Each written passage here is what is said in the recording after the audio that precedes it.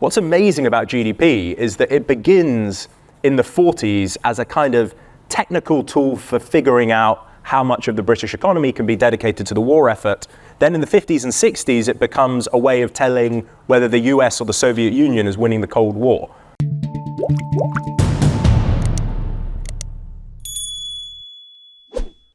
Let me ask then, what is value?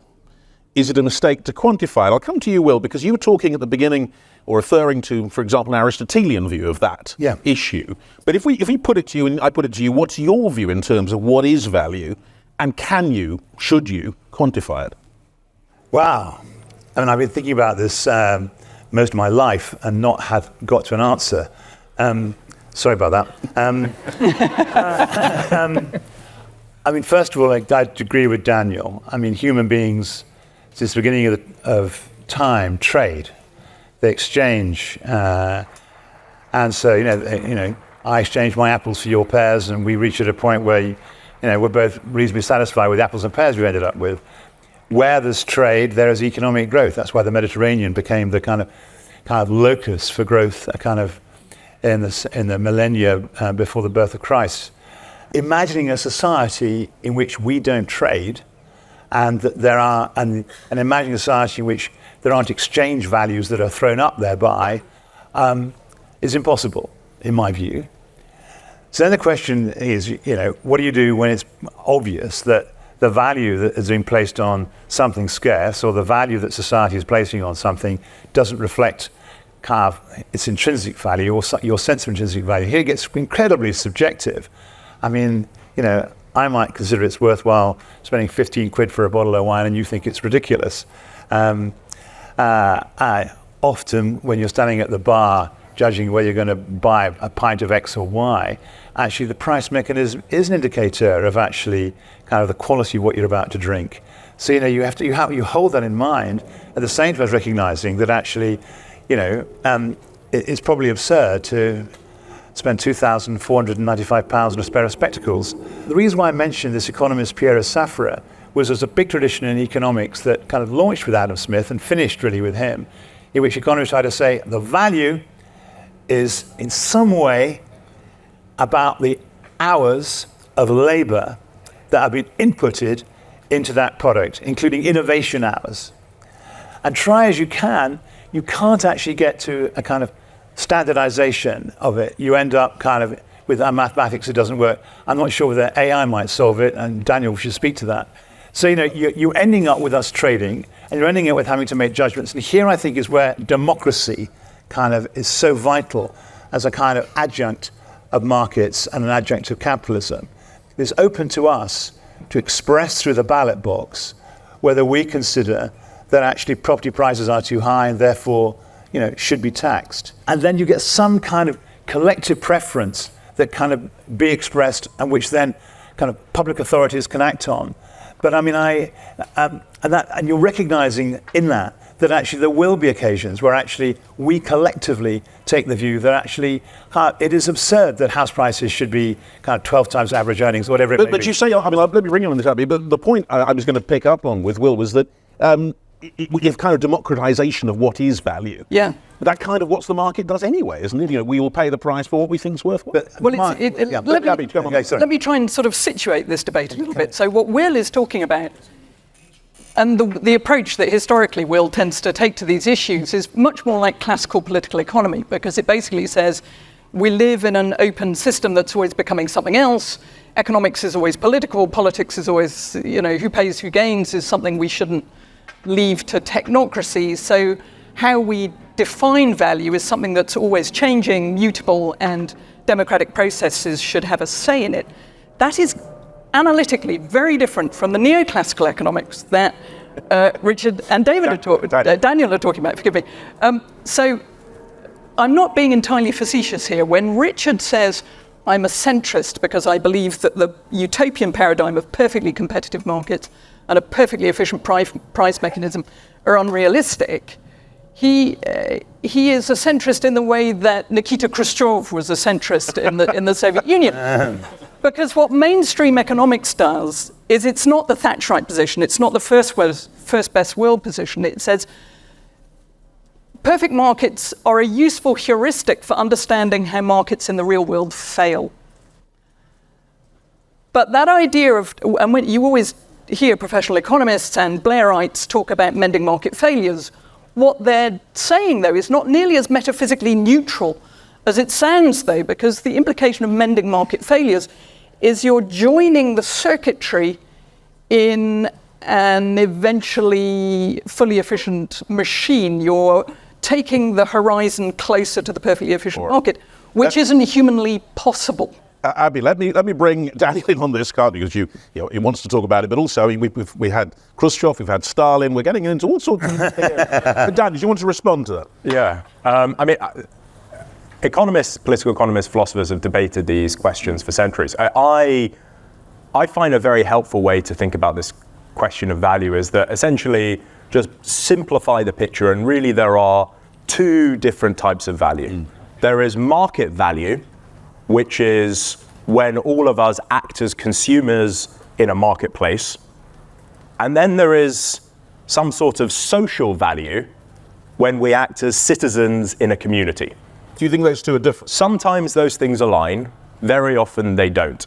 And I think this kind of misalignment and our failure collectively to think of ourselves as citizens in a community rather than consumers in a market, this misalignment between these values is a source of a lot of problems. So let me give you an example. So someone mentioned before technology companies. I think one of the big problems today with how all of us interact with large technology companies, whether it's Facebook, whether it's Twitter, whatever it might be, whether it's the latest wave of generative systems, DALL-E, ChatGPT, and so on, is that we interact with these systems as if we're consumers in a market. That we interact with them like we might interact with an apple and an orange in a supermarket or whatever kind of particular product it might be. But our use of these technologies has not simply economic implications, but political implications. As everyone will know, these technology companies aren't just having economic consequences for society, but they're shaping the kind of social scaffolding on which we're all trying to live our political lives, influencing democracy, influencing political deliberation, and so on. And so I think the issue with a lot of these technology companies and how we interact with them is that we are interacting with them not as we should be, which is as thinking about our role as citizens in a community and what these technologies do to our political community, but instead we're treating them like products and services, like consumers in a market. And the consequence is that we're attaching the kind of wrong value to this interaction that we're having with these technologies. A wrong value. I'm going to pick that one up. Yeah. That's interesting. Richard, what's your thoughts on this? Clearly my role in this panel is to move from being Khrushchev to Gorbachev during the course of the conversation. Gorbachev's the third one. We'll get to Putin soon. And look what happened. So I just think everyone's sort of navigating around the same problem, which is because values is not possible to perfectly characterize, do we then give up on using it as part of the system, right? So value in some general senses, I think, is in the eye of the beholder. I was hoping we'd have a view outside and we could say who would pay how much for that view, but everybody's going to have a different view of what that's worth. I think it's problematic, as you implied, Daniel, that to use that attempted quantification to get markets to function is very difficult. And I think gamification is quite interesting in this, in terms of how you see people trying to render human life as a game, and they often want to have a score or some sort of number associated with it. And it's very reductive, it's very arid. And so you've got this problem of quantifiable things and unquantifiable things that sit alongside each other. So I think your point, Daniel, about there being different types of value or different types of pricing mechanisms is valid. And then we're trying to reconcile where does that mechanism add value. I think we're giving up on too easily on where it could add value. Will, do you want to comment? I just want to say, I think you have to have some numbers, actually. If you're running a health foundation, a foundation trust, and where are you going to put scarce resources? And you have to have some sense of actually what's going to buy quality of life years for most people. And you can't, and not to make that call is itself a call. You abdicate responsibility for actually trying to use your limited budget to produce kind of best social outcomes. And there's some quite interesting developments going on in kind of debates about how to do public expenditure well.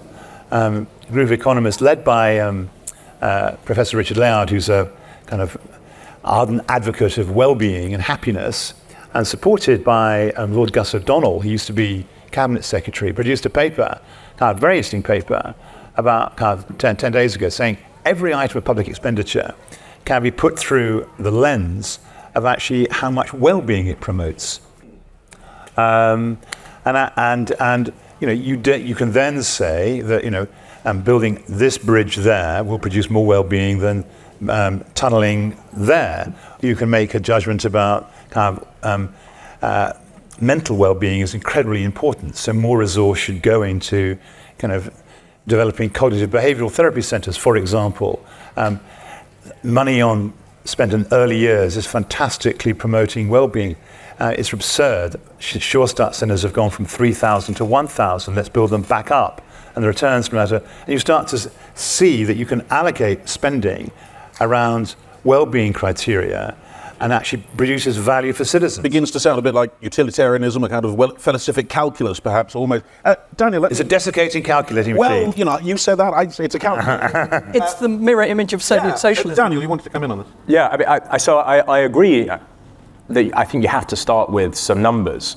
The issue, and I think it's the big issue that we face in many areas of kind of political life, is that what we choose to count, though, over time becomes what counts.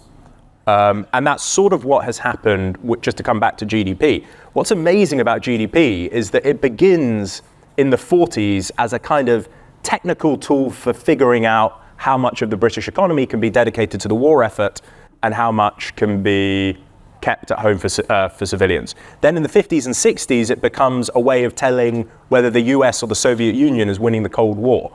And so both of those are very narrow, very technical, very narrow, very technical uses of this measure, a very narrow sense of what counts. Fast forward though to today, and GDP has morphed into something that has kind of far more of a sense of this is what we collectively value and care about, and this thing that we began by counting in a very narrow sense has become, in a way, again, you know, what counts. And so I think there's an issue about how what begins as a way of measuring market value can, through the very fact we pay so much attention to it and we put so much effort into it, become a kind of proxy measure almost by accident of what it is that we value from a social point of view. We're moving towards, I think, what is really the next theme I want to come on to, which is about how we do then. To continue watching this video, click the link in the top left or in the description below. Or visit iai.tv for more debates and talks from the world's leading thinkers on today's biggest ideas.